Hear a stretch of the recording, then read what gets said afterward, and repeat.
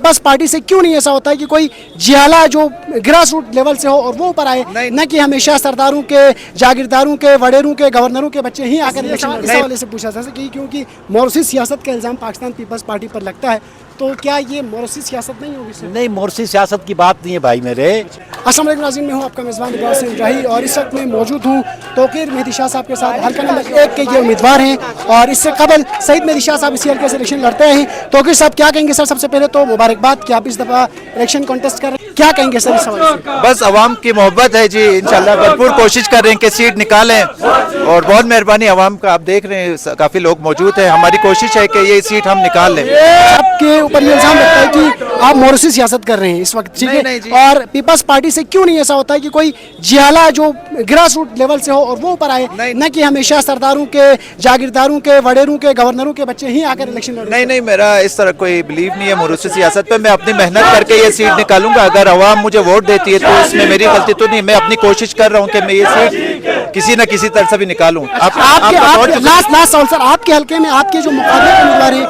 राजा साहब ने भी बड़ी ज़बरदस्त रैली का मुजाहरा किया और आज़ाद उम्मीदवार जो लड़े वो बड़े मजबूत स्ट्रॉन्ग उम्मीदवार है, तो आप समझते हैं कि इस हल्के से आप सीट निकाल पाएंगे? इंशाल्लाह पुरुमीद हूँ जी, ज़रूर सीट निकालूंगा। Thank you. साबिक चेयरमैन सेनेट नैयर बुखारी साहब हमारे साथ मौजूद हैं। नैयर साहब, सबसे पहले तो शिकरदू में खुशामदीद, क्या कहेंगे सर? आज आपने तौकीर शाह साहब की रैली देखी, इस हवाले से आप क्या कहते हैं? शुक्रिया। बड़ी अहम बात तो ये है कि जिस हसन कॉलोनी में मैं खड़ा हूँ, यहाँ की जो सियासी शख्सियत और एक उनका सियासत में जो किरदार स्कर्दू की सियासत में बड़ा अहम था, सादिक सिद्दीकी साहब के वालिद साहब का, और आज उनकी सपोर्ट हमें मिली है इस हलके से पाकिस्तान पीपल्स पार्टी को, सैयद तौकीर मेहदी शाह को, और हम उम्मीद करते हैं कि इनकी सपोर्ट से पीपल्स पार्टी की क़ुव्वत में इजाफ़ा हुआ और हम उम्मीद करते हैं कि इनकी क़ुव्वत के ज़रिए पाकिस्तान पीपल्स पार्टी की नशिस्त निकाल लेगी, जीत जाएगी। अच्छा सर, इस हल्के से जैसा कि आपके इल्म में है कि काफ़ी उम्मीदवार जो थे वो चाह रहे थे कि टिकट निकालने में कामयाब हो जाएं, लेकिन ना हो सके और बिल आखिर तौकीर साहब के हिस्से में ये टिकट आई। इसकी क्या बुनियादी वजह समझते हैं? हालांकि सर जो तजुर्बाकार सियासतदान थे, इस हल्के से इलेक्शन लड़े थे, बशरत ज़हीर साहब थे और बहुत सारे उम्मीदवार ऐसे थे जो तजुर्बा रखते थे और सियासी तजुर्बा रखते थे, तो उसके बावजूद तौकीर साहब को ये क्यों टिकट फराहम की गई? तौकीर शाह साहब की ऐसी क्या खास बात थी सर कि आपने टिकट तौकीर साहब को दी?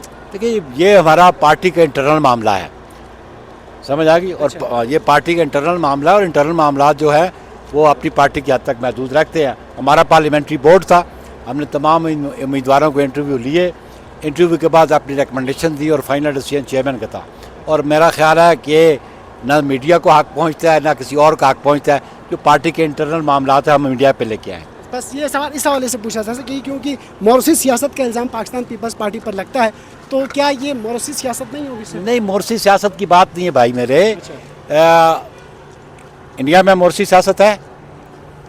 यूनाइटेड स्टेट बीजेपी का नरेंद्र मोदी सिलेक्ट होता है? नहीं, चाय बनाने वाला यूनाइटेड स्टेट्स में है, सारी दुनिया में ये सियासत इसी तरह चलती है जी। लेकिन हमारा इंटरनल मामला है, पार्टी ने सब कैंडिडेट्स को इंटरव्यू किया, एग्जामिन किया और उसके बाद पार्टी की रिकमेंडेशंस पे चेयरमैन ने डिसीजन किया।